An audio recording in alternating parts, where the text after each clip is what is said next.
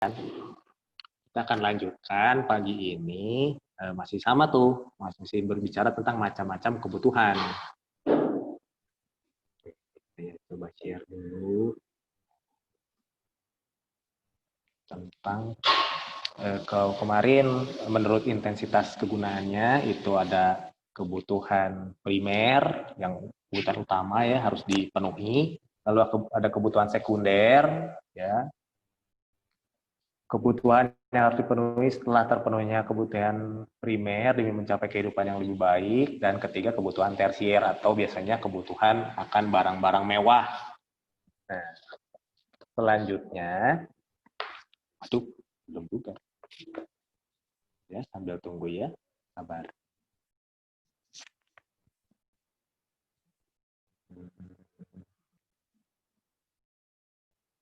Oke, udah muncul? Belum ya? Kita lihat dulu ya, sambil menunggu. Di sini belum muncul, tapi belum muncul. Oke. Contoh kebutuhan primer kemarin makan, pakaian, tempat tinggal, ya jadi oke. Nah, kok belum muncul lagi?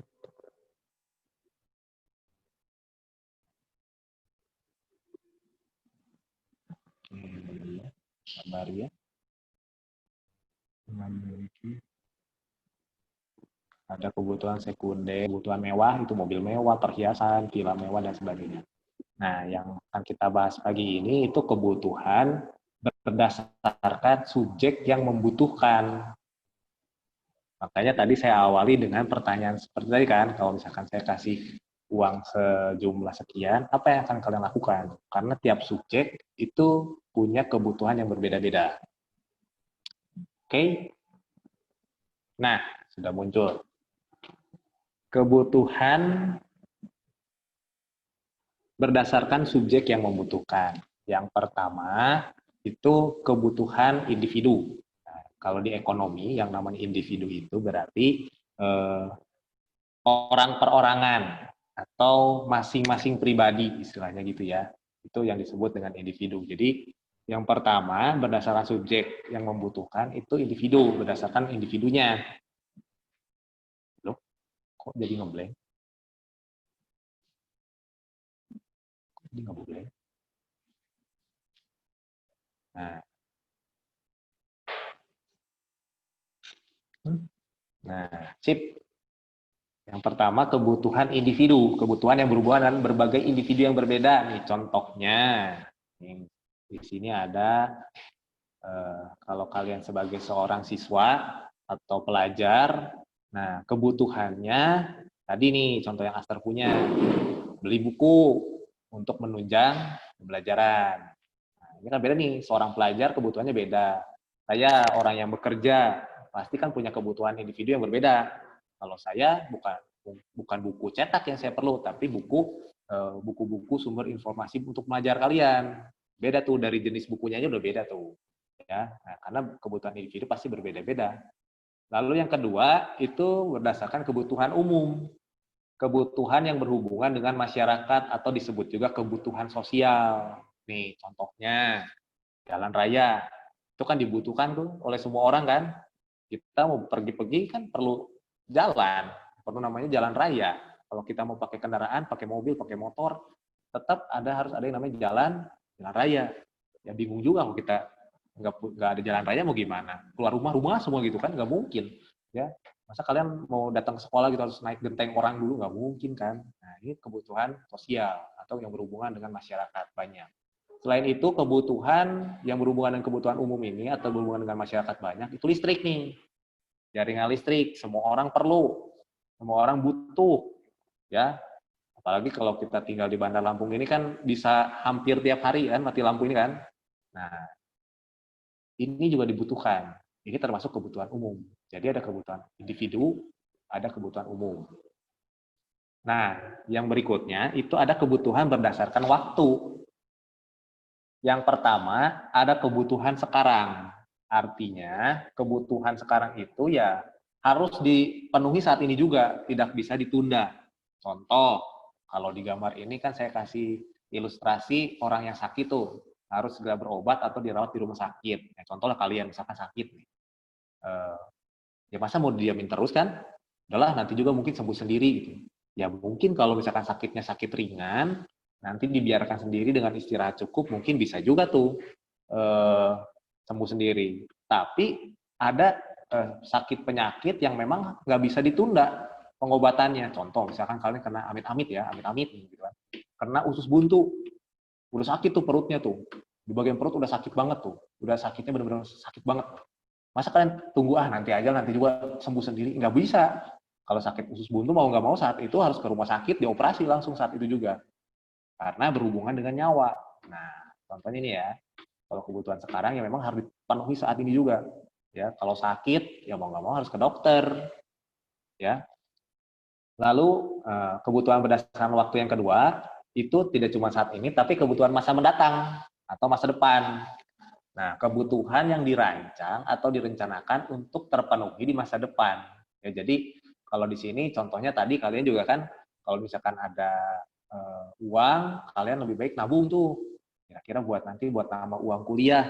Nah, boleh tuh. Itu sebetulnya kalian sudah melakukan yang namanya merencanakan untuk memenuhi kebutuhan di masa depan. Ya, atau orang tua kalian itu menabung yaitu untuk mempersiapkan biaya kuliah anaknya. Nah, gitu. Saya yakin orang tua kalian juga sudah merencanakan itu. Tidak cuma waktu kuliah, tapi saat SMA pun saya yakin orang tua kalian dari bertahun-tahun sebelumnya sudah merencanakan.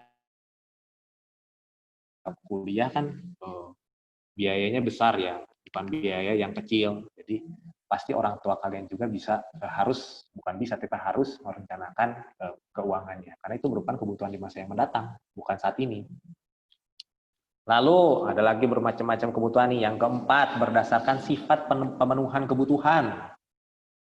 Ada yang disebut kebutuhan jasmani, kebutuhan yang berhubungan dengan tubuh manusia. Contohnya makan, minum, pakaian, obat-obatan, apalagi tadi buku pelajaran, stationery, semua tuh yang berhubungan dengan tubuh manusia. Nah, itu disebut kebutuhan jasmani. Ya. Termasuk olahraga. Nah, kadang orang lupa olahraga itu dianggap tidak seperti kebutuhan. Jadi kan kadang padahal malas-malasan lah, apalagi sekarang kayak di rumah aja gitu kan, terus banyak di rumah, malas gerak, malas olahraga. Nah, tapi harus diingat, salah satu kebutuhan jasmani itu adalah olahraga. Makanya saya ingetin kalian, sekalipun kalian di rumah, tetap harus gerak, olahraga. Jangan terus tuh capek, lelah, pegel. Nah, sore atau kalian beres olahraga, beres sekolah, kalau online ya kalian gerak olahraga lah. Kalau misalkan senam yang bisa kalian gerakkan tubuh kalian itu lebih bagus ya, yang bisa dilakukan di rumah. Banyak. Nah, lalu berikutnya ada kebutuhan rohani. Selain kebutuhan jasmani, ada kebutuhan rohani. Nah, kalau kebutuhan jasmani itu berhubungan dengan tubuh seseorang, tubuh manusia itu sendiri. Kalau kebutuhan rohani itu bicara berhubungan dengan kejiwaan seseorang. Kan manusia ini terdiri dari 3 nih. Terdiri dari tubuh, terdiri dari jiwa, terdiri dari roh atau spirit. Nah, kebutuhan rohani ini juga termasuk kalau dalam ekonomi itu termasuk dalam kejiwaan seseorang, karena harus diisi itu ya.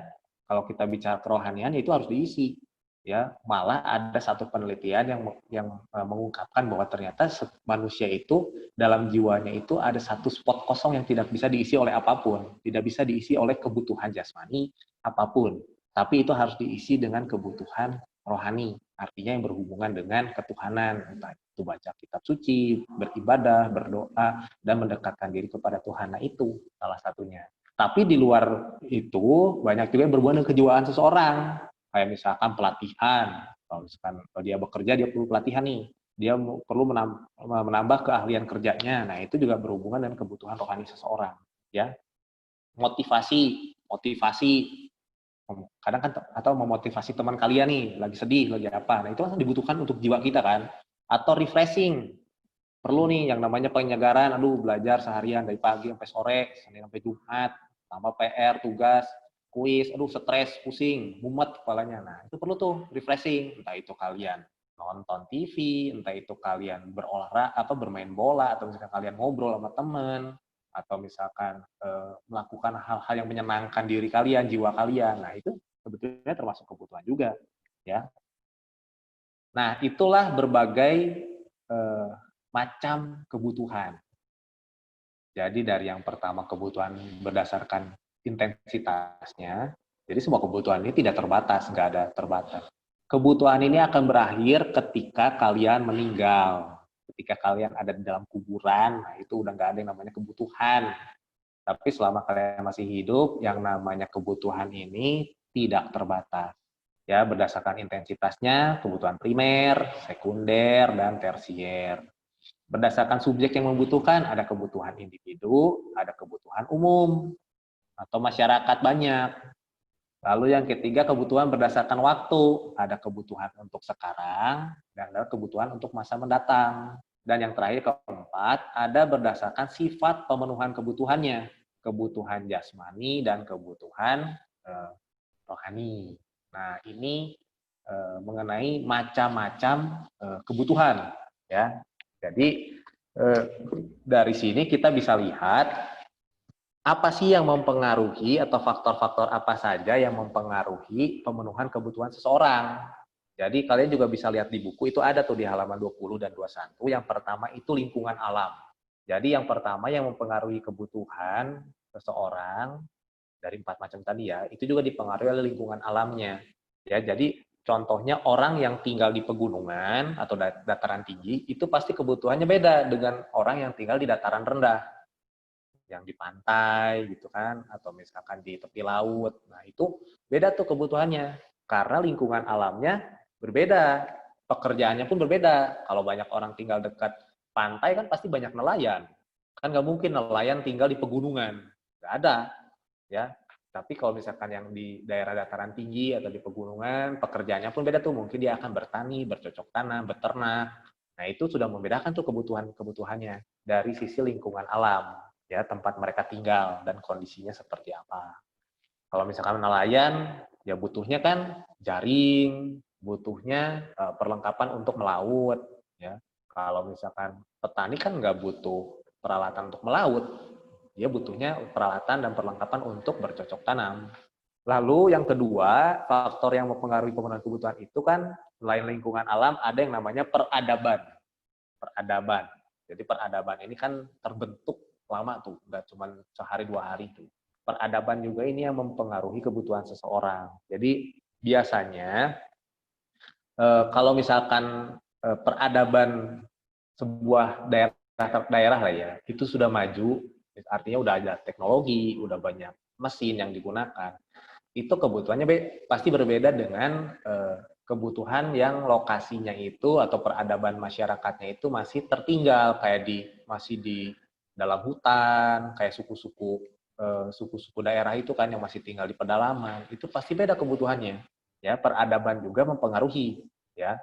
Lalu yang ketiga, selain lingkungan alam dan peradaban, nah, yang mempengaruhi pemenuhan kebutuhan adalah agama dan adat istiadat. Beda juga tuh dari sisi agama. Tadi kan kita bicara kebutuhan rohani, beda juga tuh. Agama dan adat istiadatnya juga mempengaruhi. Contoh, kalau kalian ke Bali, pernah ke Bali kan? Ada yang belum pernah ke Bali di sini nih. Ya kalau belum pernah ke Bali ya lihatlah di Google gimana, atau lihatlah di YouTube lah ya Bali itu kayak gimana. Jadi di sana kan memang agama, ya, main religionnya itu kan Hindu, dan adat istiadat yang ada di sana itu ya masih Hindu, dari sisi bentuk rumah, dari acara-acara keagamaan. Nah, itu kan masih Hindu di Bali. Nah, kebutuhannya pasti beda, ya. Kebutuhannya pasti berbeda dengan daerah lain. Nah, itu contohnya. Jadi dari lingkungan alam, lalu dari peradaban masyarakat itu sendiri, dan dari agama atau adat istiadat masyarakat tersebut. Nah, ada yang tanya lu nggak sampai sini tentang yang namanya kebutuhan sebelum saya lanjut ke berikutnya. Berikutnya tentang barang dan jasa. Oke, ada pertanyaan? Cukup jelas? Oke ya, saya lanjutkan lagi ke namanya barang dan jasa. Jadi manusia itu untuk memenuhi kebutuhannya itu cuma dua, barang dan jasa. Nah, tapi kan kita harus tahu juga nih pengelompokan barang dan jasa ini seperti apa. Nah, di sini kita bicara barang dulu ya. Barang itu dapat dikelompokkan ke dalam beberapa jenis. Nah, sama nih berdasarkan cara memperolehnya itu ada yang namanya barang ekonomi. Artinya, barang yang didapat dengan cara mengorbankan sesuatu untuk mendapatkannya. Contoh, bahan bakar minyak, ya entah itu bensin, entah itu pertamax, pertalite, dan sebagainya. Kita harus mengorbankan sesuatu untuk mendapatkannya, benar nggak? Iya, makanya ada tarifnya, ada harganya, 1 liter premium 6.450, 1 liter pertalite 7.500 misalnya gitu ya. Nah itu akhirnya kita harus mengorbankan sesuatu. Terus contohnya lagi alat-alat elektronik, entah itu tab, laptop, handphone, nah yang kalian gunakan sekarang kita ini kan, ya kita harus mengorbankan sesuatu untuk mendapatkannya.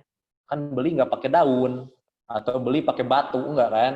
Tapi pakai uang, artinya ada yang dikorbankan tuh. Berarti keuangan kita yang dikorbankan untuk mendapatkan alat-alat elektronik. Nah itu disebut barang ekonomi. Jadi kita mendapatkannya itu harus dengan pengorbanan tertentu dulu. Nah, berikutnya ada juga nih tapi bukan barang ekonomi, tapi barang non-ekonomi atau barang bebas.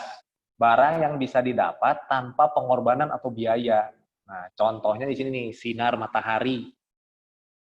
Ya, sinar matahari. Ada di sini yang bayar sinar matahari? Nggak ada kan? Oksigen.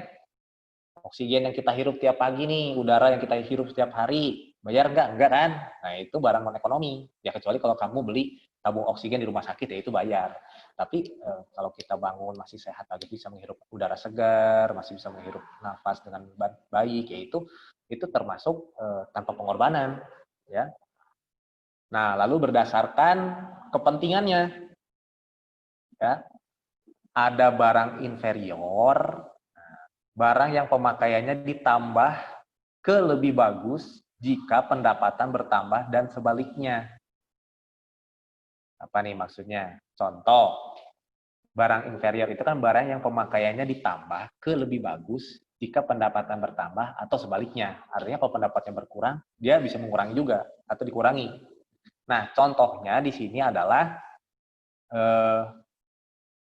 nih, barang inferior itu bahan kebutuhan pokok. Ya, contoh. Mungkin tadinya kita pakai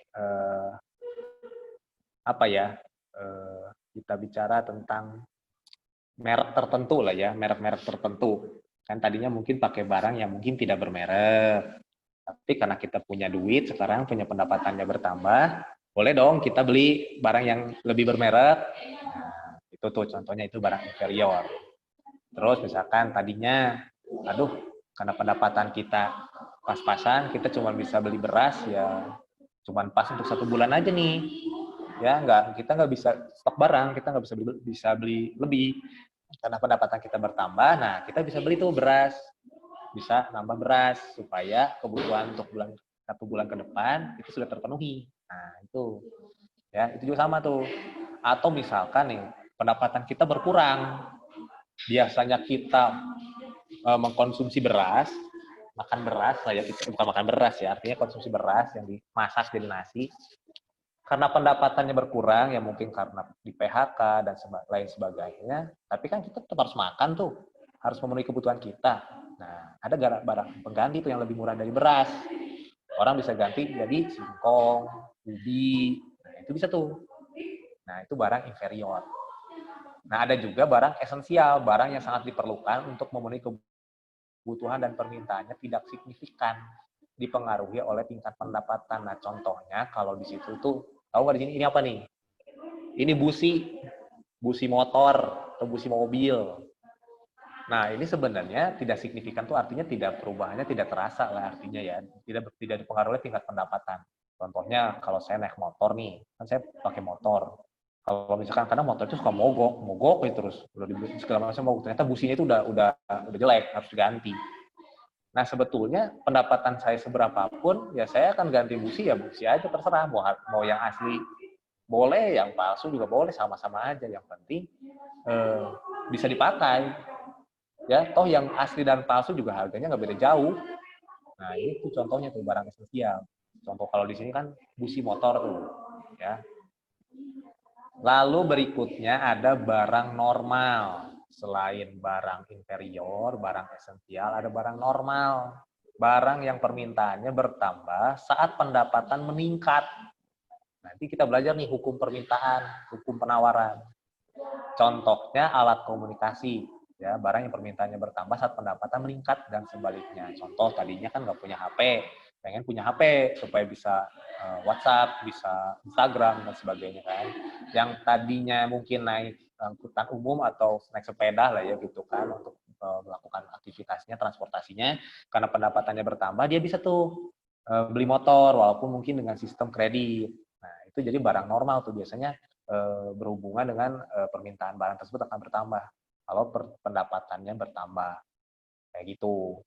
Ada lagi barang mewah, kita tahu lah ya kalau arti barang mewah ya barang yang artinya ini berhubungan juga sih kalau dalam ekonomi itu bicara tentang status sosial dan kita juga kadang melihat orang gitu ya, manusia ini kan cenderung melihat orang lain itu dari apa yang dia pakai, yang dia kenakan. Kalau misalkan dia pakai mobil mewah, pakai barang-barang branded segala macam, kayaknya dia orang kaya ya gitu ya. Atau teman kalian misalkan naik mobilnya Alphard gitu, kayaknya orang kaya. Nah, itu disebut barang-barang mewah. Jadi bisa menaikkan status sosial penggunanya.